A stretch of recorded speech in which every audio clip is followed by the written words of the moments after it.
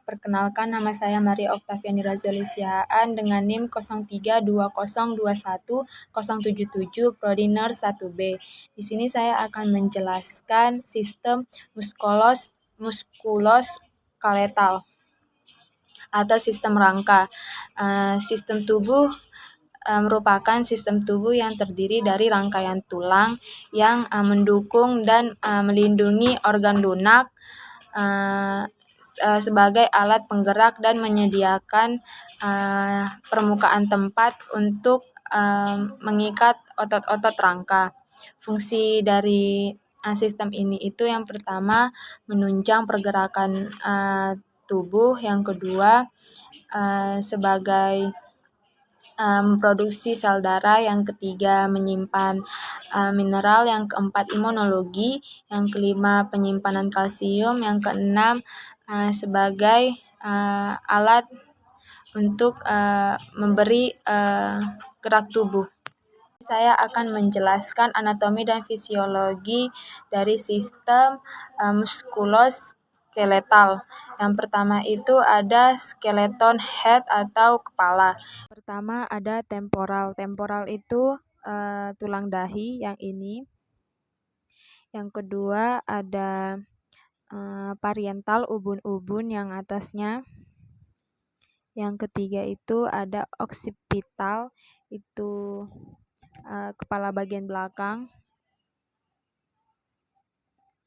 Yang keempat itu ada temporal, itu pelipis.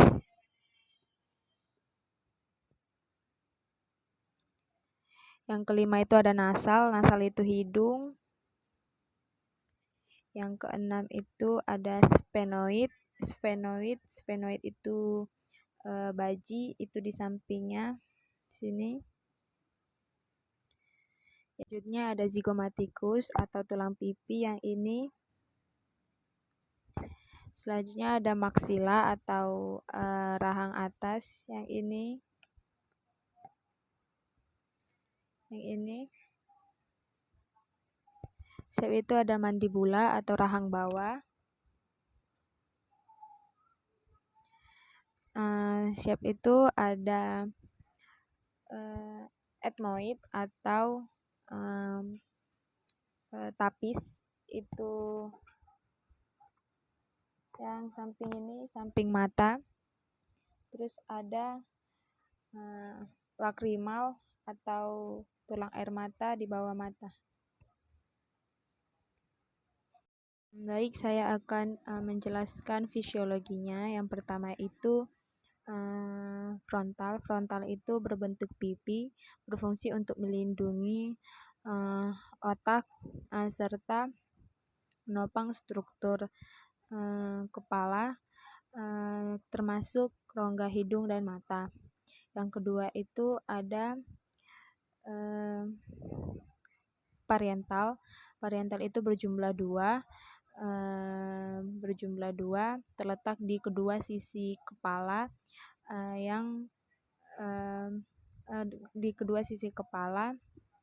yang menyatu di tengah-tengah, ada tepat di belakang tengkorak frontal. Fungsinya untuk membentuk selubung bulat yang kuat berada di atas otak. Yang ketiga itu ada temporal, itu juga dua jumlahnya, berfungsi untuk menopang struktur tengkorak dan melindungi otak besar. Tulang ini terhubung juga dengan otot-otot penting, seperti otot untuk mengunyah dan menelan makanan. Itu ada occipital, berbentuk pipi, terletak di belakang tengkorak, berfungsi untuk melindungi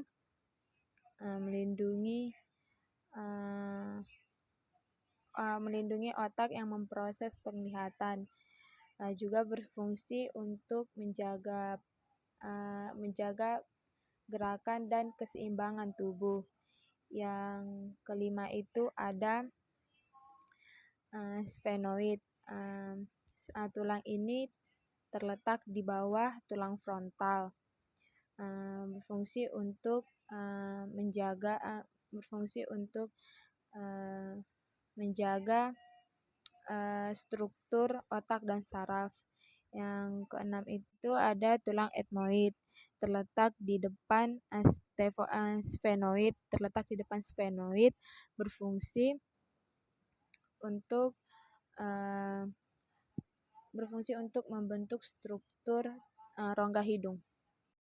Akan menjelaskan fisiologi bagian-bagian tulang di wajah. Yang pertama itu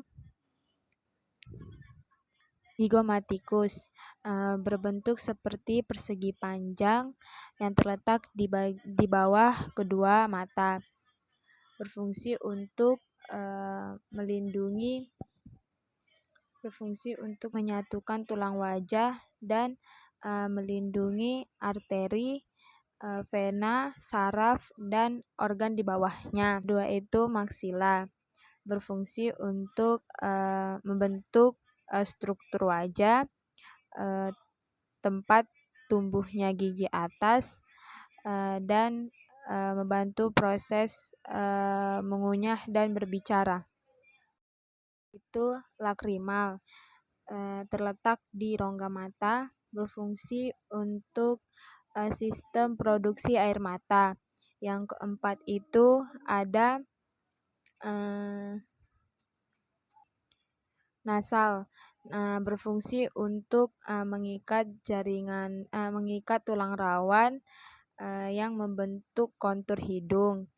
Yang terakhir itu ada mandibula, yang berfungsi untuk membentuk bagian bawah tengkorak, terus menjaga bagian bawah gigi, serta membantu pergerakan mulut.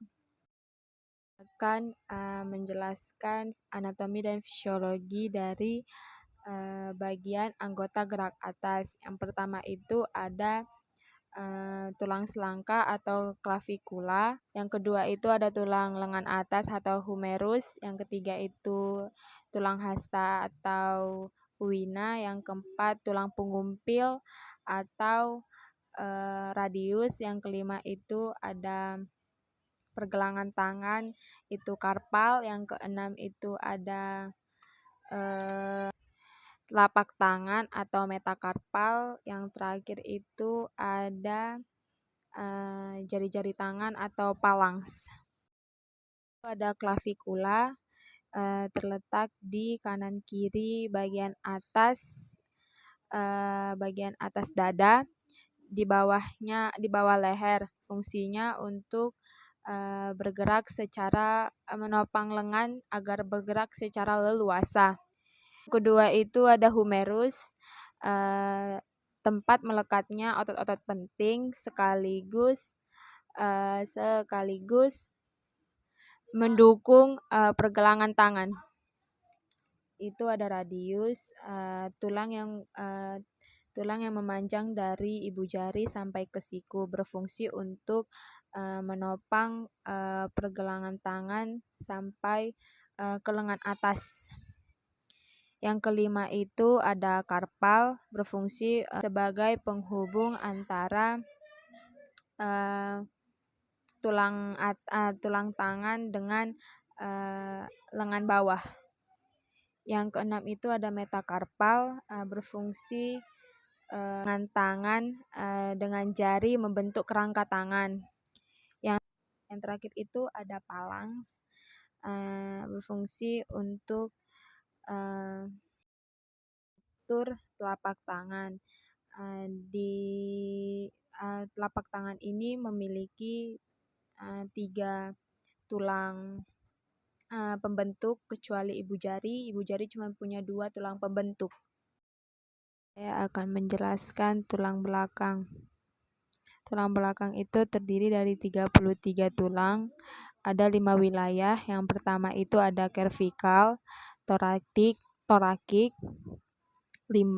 lumbar, sacrum, dan coccyx. Yang pertama itu ada 7 tulang leher atau cervical.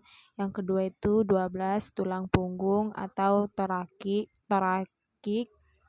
Yang ketiga itu 5 tulang pinggang atau lumbar. Yang keempat itu ada 5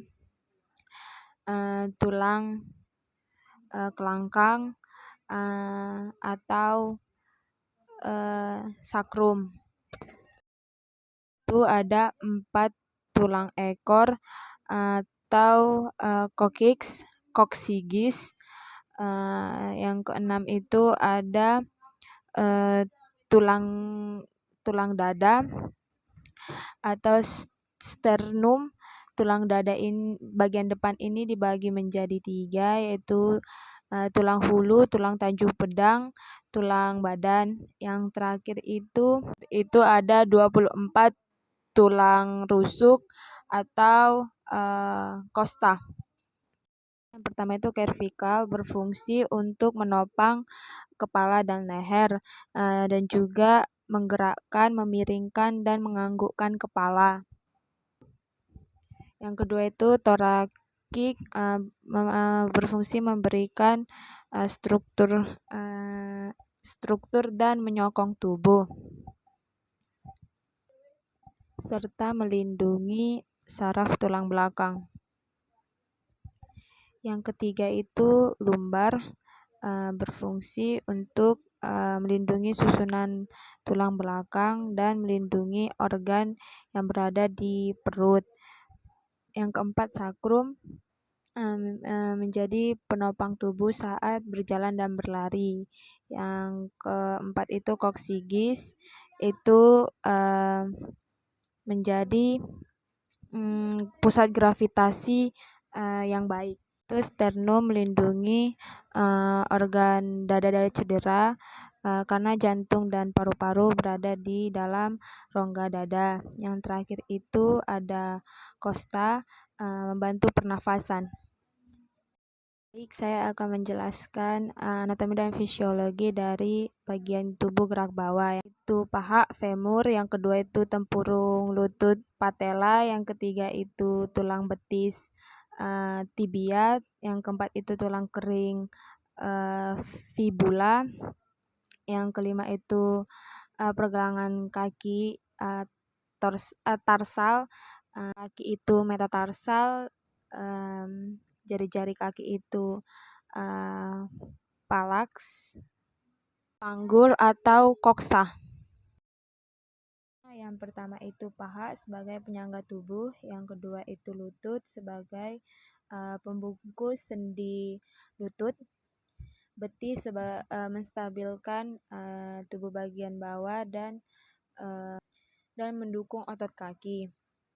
Tulang kering itu sebagai penyangga otot, tulang pergelangan kaki itu sebagai menjaga kestabilan tungkai bawah tubuh, untuk menahan beban tubuh. Jari-jari kaki itu untuk menyangga waktu kita berlari dan berjalan. Yang terakhir itu panggul untuk sebagai fungsinya sebagai penyangga reproduksi dan saluran pencernaan.